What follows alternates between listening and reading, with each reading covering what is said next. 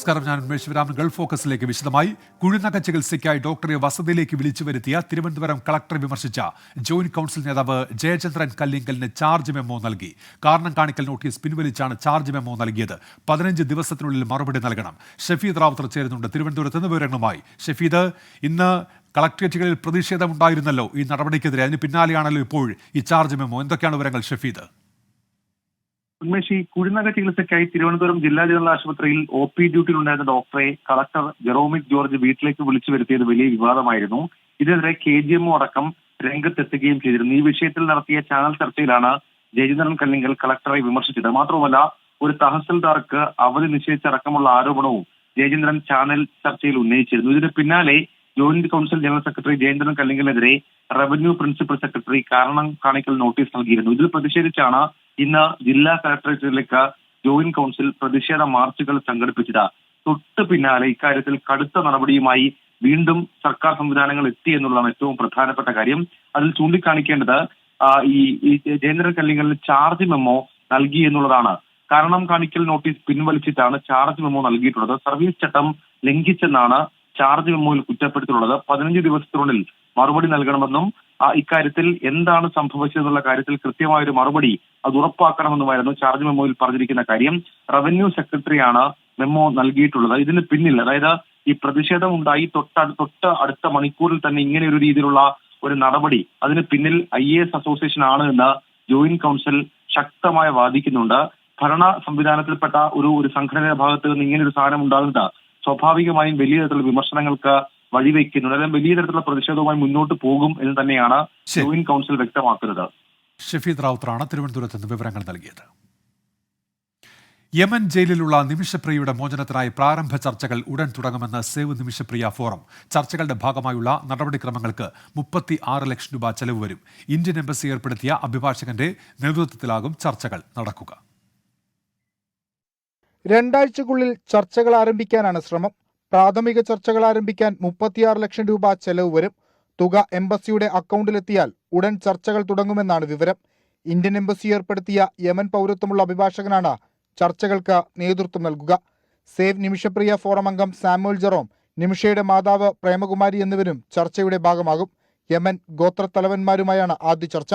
ദയാധനം നൽകി നിമിഷപ്രിയയെ തിരികെ എത്തിക്കാമെന്ന പ്രതീക്ഷയിലാണ് സന്നദ്ധ സംഘടനകളുള്ളത്. മലയാളി വ്യവസായ പ്രമുഖരടക്കം നിരവധി പേർ പിന്തുണയുമായി രംഗത്തുണ്ട്. വിഷ്ണു സുരേഷ്, 24, കൊച്ചി.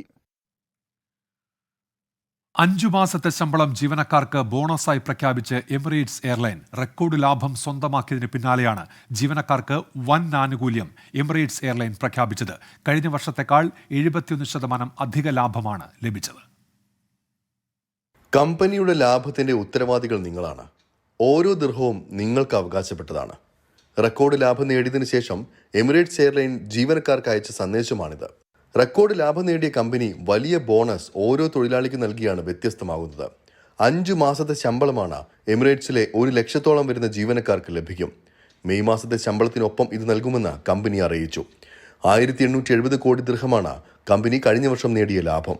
മുൻ വർഷത്തേക്കാൾ 71% വർധനവാണ് വന്നിരിക്കുന്നതെന്ന് എമിറേറ്റ്സ് ചെയർമാനും ചീഫ് എക്സിക്യൂട്ടീവ് ഓഫീസറുമായ Sheikh Ahmed bin Saeed Al Maktoum അറിയിച്ചു. കഴിഞ്ഞ വർഷവും കമ്പനി ലാഭം കരസ്ഥമാക്കിയപ്പോൾ ജീവനക്കാർക്ക് ഭീമമായ തുക ബോണസായി നൽകിയിരുന്നു. ഇതിനു പുറമെ അടുത്ത വർഷം 10 പുതിയ A350 വിമാനങ്ങൾ കൂടി വാങ്ങാൻ കമ്പനി തീരുമാനിച്ചിട്ടുണ്ട്. കൂടാതെ 5 പുതിയ 777 ചരക്ക് വിമാനങ്ങളും വാങ്ങുമെന്നും കൂടുതൽ ജീവനക്കാരെ നിയമിക്കുമെന്നും കമ്പനി അറിയിച്ചു. കഴിഞ്ഞ വർഷം ജീവനക്കാരുടെ എണ്ണത്തിൽ 10% വർധനമാണ് എമിറേറ്റ്സ് എയർലൈനിലുണ്ടായത്. 24, ദുബായ്. ബീഹാർ സ്വദേശിയായ ഹജ്ജ് തീർത്ഥാടക മുമിന ഖാത്തൂൻ റിയാദിൽ മരിച്ചു. ശ്വാസതടസ്സം നേരിട്ടതിനെ തുടർന്ന് വിമാനം റിയാദ് വിമാനത്താവളത്തിൽ എമർജൻസി ലാൻഡിംഗ് നടത്തി. തുടർന്ന് ആശുപത്രിയിലേക്ക് മാറ്റിയെങ്കിലും ജീവൻ രക്ഷിക്കാൻ കഴിഞ്ഞില്ല. ഞായറാഴ്ച കാലത്ത് കൊൽക്കത്തയിൽ നിന്നും മദീനയിലേക്ക് പുറപ്പെട്ട ഫ്ലൈ ആദിലിന്റെ ഹജ്ജ് വിമാനത്തിലാണ് സംഭവം നടന്നത്. ഭർത്താവ് മുഹമ്മദ് സദറുൽ ഹക്ക്, മകൻ മുഹമ്മദ് മിറാജ് എന്നിവരും മോമിനക്കൊപ്പം വിമാനത്തിലുണ്ടായിരുന്നു. യാത്ര ആരംഭിച്ചു അല്പസമയത്തിനകം മോമിനക്ക് ശാരീരിക അസ്വസ്ഥതകൾ അനുഭവപ്പെട്ടതിനെ തുടർന്ന് വിമാന ജീവനക്കാരെ വിവരം അറിയിച്ചു. പ്രാഥമിക പരിശോധനയിൽ പെട്ടെന്നുള്ള വിദഗ്ധ ചികിത്സ ആവശ്യമാണെന്ന് ബോധ്യമായതോടെ ക്യാപ്റ്റൻ റിയാദ് വിമാനത്താവള അധികൃതരെ ബന്ധപ്പെടുകയും അടിയന്തര ലാൻഡിങ്ങിന് അനുമതി തേടുകയുമായിരുന്നു. ഇതിനിടയിൽ ലാൻഡിംഗ് നടത്തിയ ഉടൻ തന്നെ ഇവരെ ആശുപത്രിയിലേക്ക് മാറ്റുന്നതിനുള്ള എല്ലാ സജ്ജീകരണങ്ങളും റിയാദ് വിമാനത്താവളത്തിൽ ഒരുക്കുകയും ചെയ്തിരുന്നു. കാലത്ത് 11 മണിയോടെ വിമാനം എമർജൻസി ലാൻഡിംഗ് നടത്തുകയും ഉടൻ തന്നെ വിമാനത്താവളത്തിലെ മെഡിക്കൽ സംഘത്തിൻ്റെ നേതൃത്വത്തിലുള്ള തൊട്ടടുത്തുള്ള അബ്ദുള്ള ബിൻ അബ്ദുൽ അസീസ് ആശുപത്രിയിൽ ഇവരെ പ്രവേശിപ്പിക്കുകയും ചെയ്തു. എങ്കിലും ആശുപത്രിയിൽ വെച്ച് ഇവർ മരണമടയുകയായിരുന്നു. വിമാനത്താവള അധികൃതരിൽ നിന്ന് ഇന്ത്യൻ എംബസിക്ക് ലഭിച്ച വിവരത്തിൻ്റെ അടിസ്ഥാനത്തിൽ സാമൂഹിക പ്രവർത്തകൻ ഷിഹാബ് കൊട്ടുകാട് തുടർ നടപടിക്രമങ്ങൾ നടത്തുന്നതിന് നേതൃത്വം നൽകി. മോമിന ഖാത്തൂൻ്റെ മൃതദേഹം ഇന്ന് തന്നെ നമുക്ക് അല്ലാജി പള്ളിയിൽ നമസ്കരിച്ചു നസീമിൽ കബറടക്കാൻ കഴിയുണ്ടായി. അതിൻ്റെ പേപ്പർ വർക്കുകളൊക്കെ ഇന്നലെ തന്നെ നമുക്ക് കംപ്ലീറ്റ് ചെയ്യാൻ കഴിഞ്ഞു. ഇന്ത്യൻ എംബസിയും എയർപോർട്ടിലെ പോലീസ് അധികൃതരും ഒക്കെ വേണ്ട സഹകരണം തന്നു. അതോടൊപ്പം തന്നെ സാധാരണ ഹജ്ജ് യാത്രക്കാരികൾക്ക് മക്ക, ജിദ്ദ, മദീന എയർപോർട്ടുകളാണ് ഇമിഗ്രേഷൻ. റിയാദ് എയർപോർട്ടിലെ ജവാസാദ് അധികൃതർ ഇതൊരു സ്പെഷ്യൽ കേസായിട്ട് അവർ പ്രത്യേക ബോർഡർ നമ്പരും ഒക്കെ തരികയും ഇന്ന് നമുക്ക് അടക്കാൻ കഴിഞ്ഞു. പിന്നെ അവർ ഇപ്പം കുറച്ച് മാനസികമായി കുറച്ച് റിലാക്സ് ആയിട്ടുണ്ട്. മറ്റന്നാൾ അവർ ഹജ്ജ് കർമ്മങ്ങൾക്ക് വേണ്ടി മദീനയിലേക്ക് യാത്ര തിരിക്കുമെന്നാണ് തീരുമാനിച്ചിരിക്കുന്നത്. ജീവിതത്തിൽ ഒരിക്കലെങ്കിലും ഹജ്ജ് കർമ്മം നിർവഹിക്കുക എന്ന തൻ്റെ ജീവിതാഭിലാഷം പൂർത്തിയാക്കാനാകാതെയാണ് 69-കാരിയായ മോമിന ഖാത്തൂൺ ഈ പുണ്യഭൂമിയിൽ അലിഞ്ഞു ചേരുന്നത്. Ismail Payyoli, 24, Riyadh. SMA type 1 രോഗം ബാധിച്ച ഖത്തറിലെ മലയാളി ദമ്പതികളുടെ 5 മാസം പ്രായമായ കുഞ്ഞിന്റെ ചികിത്സയ്ക്ക് പണം സമാഹരിക്കാനുള്ള ശ്രമങ്ങൾ തുടരുകയാണ്. KMCC ഖത്തർ പാലക്കാട് ജില്ലാ കമ്മിറ്റി പ്രത്യേക കൺവെൻഷൻ സംഘടിപ്പിച്ചു. സംസ്ഥാന ജനറൽ സെക്രട്ടറി സലീം നാലകത്ത് ഉദ്ഘാടനം ചെയ്തു. ജില്ലാ സെക്രട്ടറി സിറാജുൽ മുദീൻ സ്വാഗതം പറഞ്ഞു. ജില്ലാ പ്രസിഡന്റ് ജാഫർ സാദിഖ് അധ്യക്ഷനായി.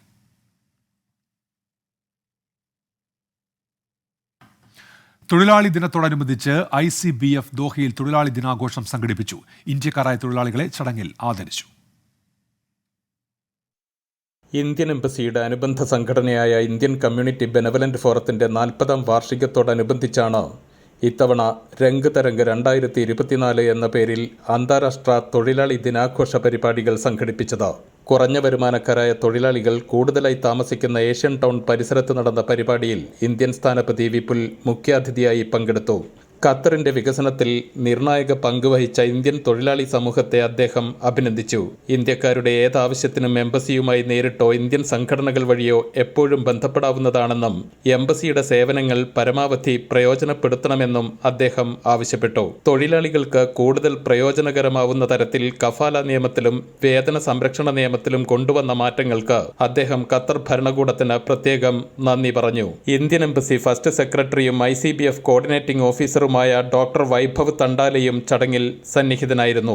3 പതിറ്റാണ്ടിലധികമായി ഖത്തറിൽ ജോലി ചെയ്യുന്ന 40 താഴ്ന്ന വരുമാനക്കാരായ ഇന്ത്യൻ തൊഴിലാളികളെ ചടങ്ങിൽ ആദരിച്ചു. തുടർന്ന് വിവിധ സംസ്ഥാനങ്ങളെ പ്രതിനിധീകരിക്കുന്ന വ്യത്യസ്തങ്ങളായ കലാപരിപാടികളും അരങ്ങേറി.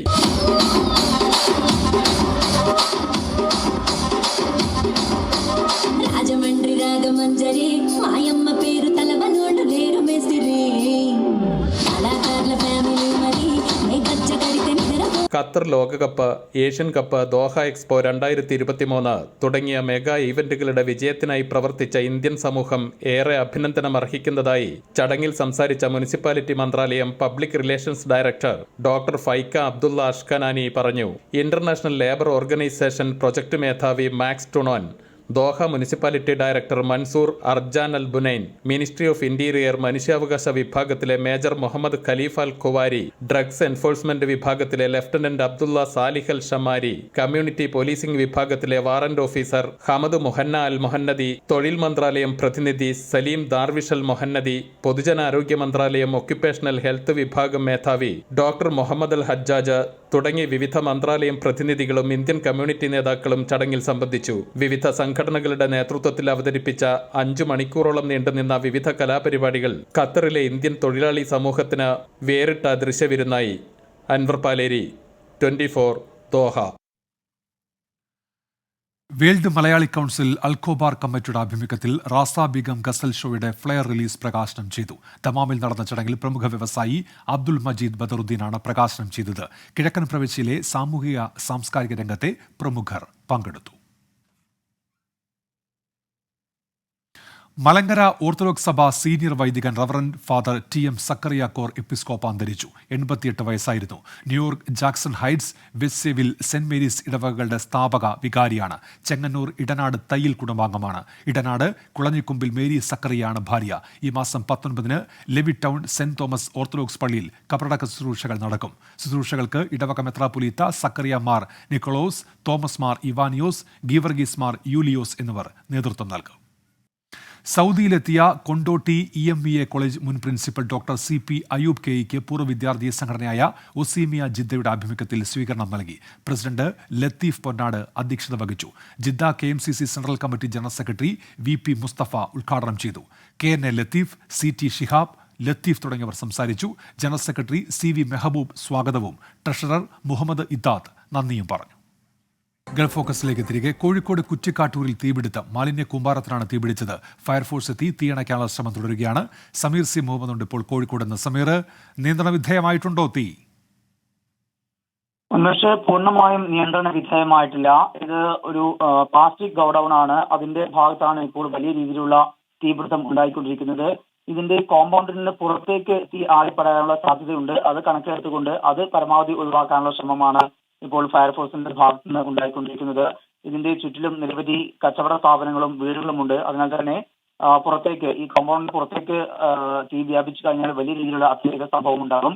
അത് പരമാവധി ഒഴിവാക്കാനുള്ള ശ്രമമാണ് ഇപ്പോൾ പുരോഗമിക്കുന്നത്. 1 മണിക്കൂറോളമായി തീപിടുത്തം തുടരുന്ന ഒരു സാഹചര്യമാണ് ഉള്ളത്. ഇന്നൊക്കെ പകൽ സമയങ്ങളിലെല്ലാം നല്ല വെയിലായിരുന്നു ഈ ഭാഗങ്ങളെല്ലാം തന്നെ. അതിനാൽ തന്നെ എല്ലാം ഉണങ്ങിയ ഇലകൾ ഉൾപ്പെടെയുള്ള ഭാഗം കൂടിയാണ്. പ്ലാസ്റ്റിക്കിലാണ് തീപിടിച്ചതും കാറ്റുമുണ്ട്. ഈ സാഹചര്യത്തിലാണ് വലിയ രീതിയിൽ അത് പടർന്നു പിടിക്കുന്നത്.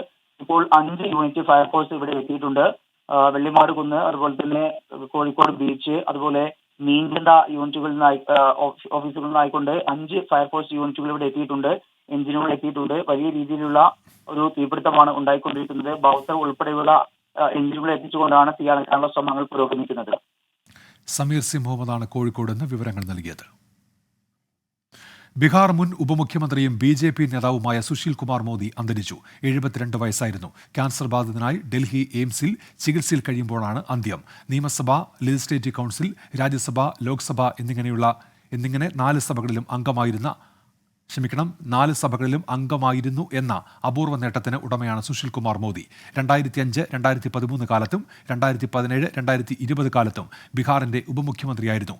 ഉപമുഖ്യമന്ത്രി സ്ഥാനം വഹിക്കുന്നതിനോടൊപ്പം ധനകാര്യ വകുപ്പും കൈകാര്യം ചെയ്തിരുന്നു.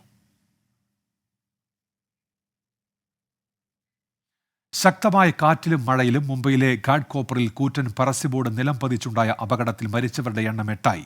59 പേർക്ക് പരിക്കേറ്റു. മരിച്ചവരുടെ ബന്ധുക്കൾക്ക് സംസ്ഥാന സർക്കാർ 5 ലക്ഷം രൂപ അടിയന്തര ധനസഹായം നൽകും. കോർപ്പറേഷന്റെ അനുമതിയില്ലാതെയാണ് ബോർഡ് സ്ഥാപിച്ചത് എന്ന് കണ്ടെത്തി. ഈഗോ മീഡിയ എന്ന കമ്പനിയാണ് ബോർഡ് സ്ഥാപിച്ചത്. ബോർഡ് നീക്കം ചെയ്യണമെന്നാവശ്യപ്പെട്ട് കോർപ്പറേഷൻ നോട്ടീസ് നൽകിയിരുന്നു. കുറ്റക്കാർക്കെതിരെ നടപടി എടുക്കുമെന്ന് മുഖ്യമന്ത്രി ഏക്നാഥ് ഷിൻഡെ പറഞ്ഞു. കനത്ത ചൂടിന് ആശ്വാസമായി കൂടുതൽ ജില്ലകളിൽ മഴയ്ക്ക് സാധ്യത. 11 ജില്ലകളിൽ മഴ മുന്നറിയിപ്പുണ്ട്. കള്ളക്കടൽ പ്രതിഭാസത്തിന്റെ ഭാഗമായി കടലാക്രമണത്തിന് സാധ്യതയുണ്ടെന്ന് സമുദ്രസ്ഥിതി പഠന ഗവേഷണ കേന്ദ്രം മുന്നറിയിപ്പ് നൽകി. ഈ വർഷം കാലവർഷം നേരത്തെ എത്തിച്ചേരുമെന്നാണ് കാലാവസ്ഥാ വകുപ്പിന്റെ വിലയിരുത്തൽ. മെയ് 19 കാലവർഷം എത്തിച്ചേരുമെന്നാണ് കാലാവസ്ഥാ വകുപ്പിന്റെ മുന്നറിയിപ്പ്. സാധാരണ മെയ് അവസാന പാദത്തിലാണ് ആൻഡമാൻ നിക്കോബാർ ദ്വീപുകളിൽ കാലവർഷം രൂപം കൊള്ളുക. ഇക്കൊല്ലം മഴ നേരത്തെ എത്തും.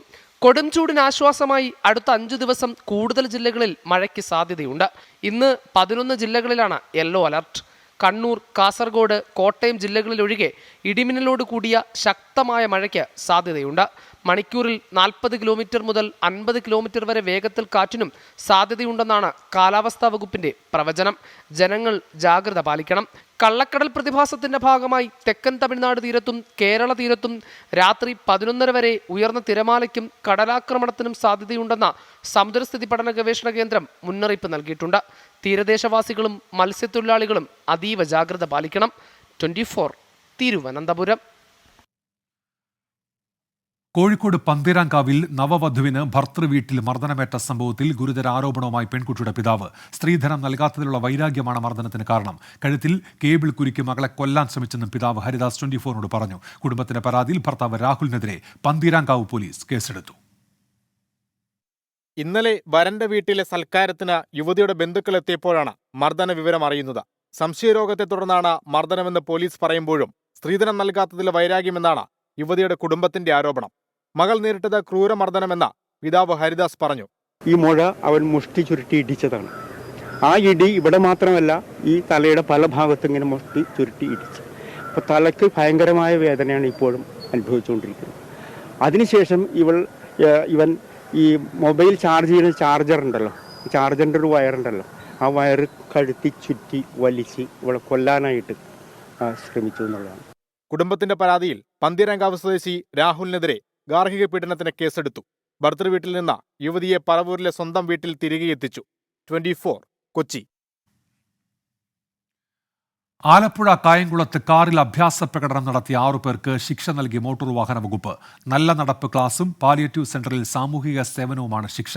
പ്രായപൂർത്തിയാകാത്ത ആളെ ശിക്ഷയിൽ നിന്ന് ഒഴിവാക്കി.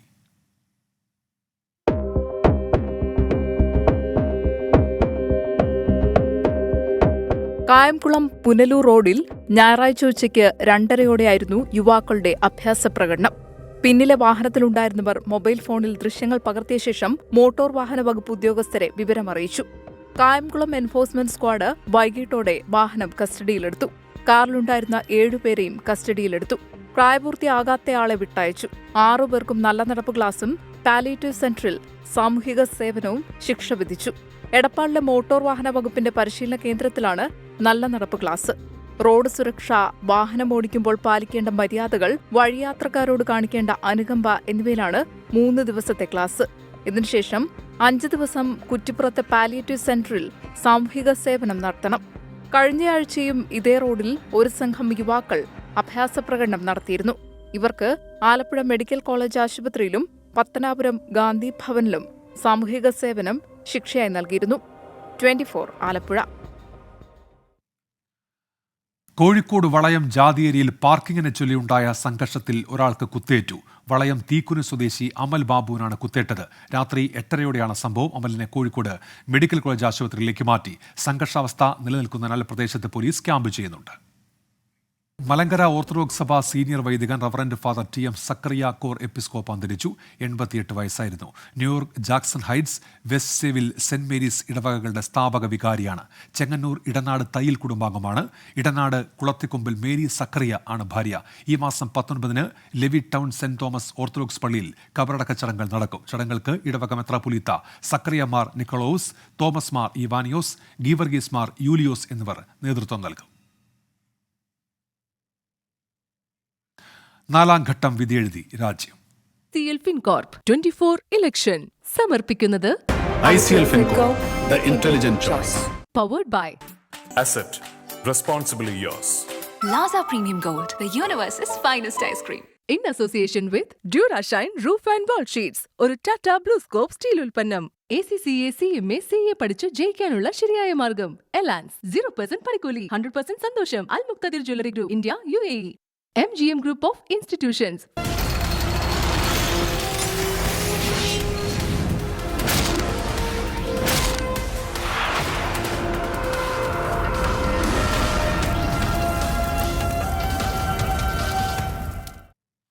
ലോക്സഭാ തെരഞ്ഞെടുപ്പിന്റെ 4ാം ഘട്ട വോട്ടെടുപ്പിൽ ഭേദപ്പെട്ട പോളിംഗ്. തെരഞ്ഞെടുപ്പ് കമ്മീഷൻ പുറത്തുവിട്ട കണക്കനുസരിച്ച് 63.04 ആണ് പോളിംഗ് ശതമാനം.